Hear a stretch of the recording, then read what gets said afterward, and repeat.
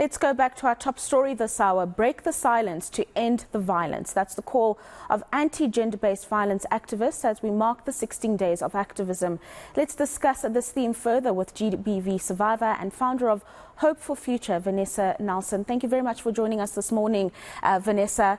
And maybe let me start with your experience. When you were exposed to an instance of GBV, did you find that you got the support that you needed to work through the trauma? And I ask this because there are always issues of support that rear their heads when women or any other person who is perpetrated by GBV is trying to get the necessary support. What was your experience like? Thank you for having me. So the system at the time failed me miserably, and I'm going back to 2001, 2002, and so on. And I found healing, and I am no longer. I became a victim, a survivor, and today I'm a champion. And I find so many years on, the system failed me back then, and continues to fail women and children who suffers at the hand of the perpetrators. And I became an activist simply because of my lived experiences. And I want women to not just feel safe, and we keep on saying in this enough, we need to speak up and so on, but it's just to give that extra support. But the justice system and current I experience, and going back so many years forward, so many years, that we find that the system must continue to fail our women and children. But for me, it's not just about the system. I feel that the magistrates is getting it wrong all the time. I feel that there's blood on their hands. There's no accountability for them for allowing repeat offenders, even offenders that is out on parole, back into our society and into our homes. And so Hope for the Future, just to correct the name, it's Hope for the Future. And it was founded because of women, not just for women going through gender-based violence, children as well. Yeah, and that's a very important thing that you raised there, in that there are various components within the system as a whole that fail. You've just spoken about the magistrates, but what about the training of police officers? Are you finding that over the years they are being equipped with the tools to deal with a woman or a child, or anyone else for that matter, who has been through a trauma? No, the police has not amended in terms of how they train the officers, because I have also that experience. So I had my protection order, and when you're running for your life, that piece of paper means so much to us when we go for our protection orders, but it means so very little. And so when you run for your life, which I've done, and I went to the police station, I did not have my protection order with me. I was told they cannot assist me because I did not have my protection order. My concern is the fact that when you apply, there's 3 copies. 1 copy stays behind at the court, 1 copy goes to the police station, and 1 is yours. 1 is also served for the perpetrator. So when going to SAPS, they tell you, they turn you away. They tell you that they cannot assist because you need to have your protection order. Just earlier in the year, we had our SAPS in Viso. All the commissioners and all of them were there. It was held in Menenberg. And that is one of the things I raised as a concern. What is the sense of getting a protection order? It gets filed, it's supposed to be filed in a safe place at the police station. There's no system when it comes to how women are being assisted when going to SAPS. And the failure of them not training these constables and even ranking officials is not aware of how we as women and children are supposed to be supported. It's a sensitive issue. And we find that when going, because the first point of communication would be your SAPS in your vicinity where you reside.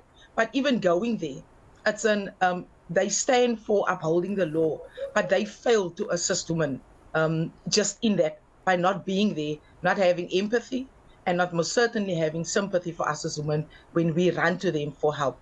But I just want to say that at Menenberg SAPS, we have one of our sergeants. She is a champion for GBV. She stands with us, Sergeant Landis, and we do have support currently now going forward for the past couple of years, where we do have that support.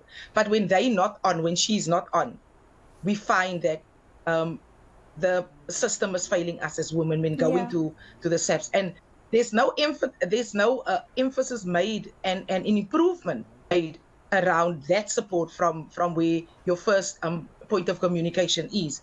We also find when you phone 10111 or 112 from your home, when it comes to domestic violence, even if the legislation has changed, the minister has spoken about it, the commissioners and all of this, they have their imbizos, but find they're not equipping their staff into understanding what is gender-based violence when a woman reaches out.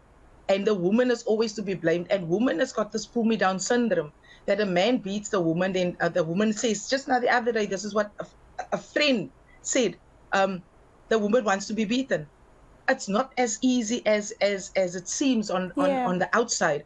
And so we feel that they need to be more, they need to be trained, they need to be capacitated to understand what does it mean for a woman that has gone through gender-based violence. I am not just a survivor of gender-based violence. I was a rape victim. I am a survivor. I'm a champion. And so for all of the trauma that I've suffered, I thank God back then, as I was served on the Hedefeld Advice Office, and we had the neighborhood watchers, and we worked very well together. They were my distress calls.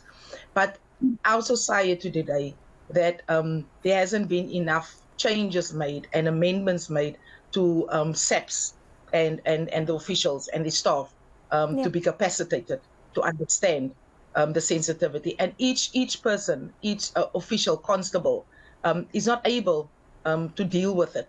So at the times, I feel that, yes, we have a WEP room that is there that support our women and children, but more needs to be done to equip and tool them for the sensitivity of women that is going through gender-based violence. But I feel that more so the accountability of the magistrates needs to be looked at, because you cannot allow repeat offenders and people and perpetrators out on parole as violated their parole conditions, and that they allowed back into society, into the homes, and that the magistrates are getting away with it. So there's a whole, in terms of our justice system, it's just messed up completely. And there's no accountability. It's very unfortunate, the situation that you've just described, and that's why I want to ask you about hope for the future and the kind of work that you do to mitigate all of the issues that you've just mentioned. How do you maneuver when so many parts of the system are rotten and are unable to be fixed at this stage? How does Hope for the Future support victims and survivors of GBV in an environment that we're currently in? Okay, so we have one of our champions, survivor and champion. She's from Blikkiesdorp, and so she was raped. And I've just attended the SACITA AGM in Johannesburg, and the CEO of SACITA has invited me there because they are also supporting us as an organization, but also standing up against gender-based violence and femicide against women. And so the CEO made a commitment that they understand with women, and especially with us, in support of the system, not allowing the system to fail us. So that is how far the support for the future, and not just for the future, for women in general suffering and at the hands of their partners. And so that is a partnership that we welcome. We are to now also call on the South African Human Rights Commission to come on board and fight this injustices and no accountability for magistrates getting it wrong. Like I said in the beginning, magistrate has got blood on their hands. And we want to know, for the family has not received closure, a child, a mother, a woman that was raped and even killed for that matter, and whereby that perpetrator his rap sheet was so long, but the magistrate actually placed him back into the society and into that homes. Who's taking accountability for that loss of life? And so our protest for the 16 days of activism was aimed at the magistrates who's getting it wrong. And so we will be waiting on the Human Rights Commission once we've sent the official letter in requesting them to come on board. But what we normally do is that we support our victims, and we at times not to go to court. But once we hear that there's a victim that is going to court, we will give that extra support, Yeah. and that we just try and hold the space for that particular woman. And so one of the videos, Monique from Blikkie Store, that is what we're going to do for her. And so, and I've asked the CEO of Sasita to step in, because he mentioned that they do have the lawyers, they've got the tools, they've got the manpower to assist us.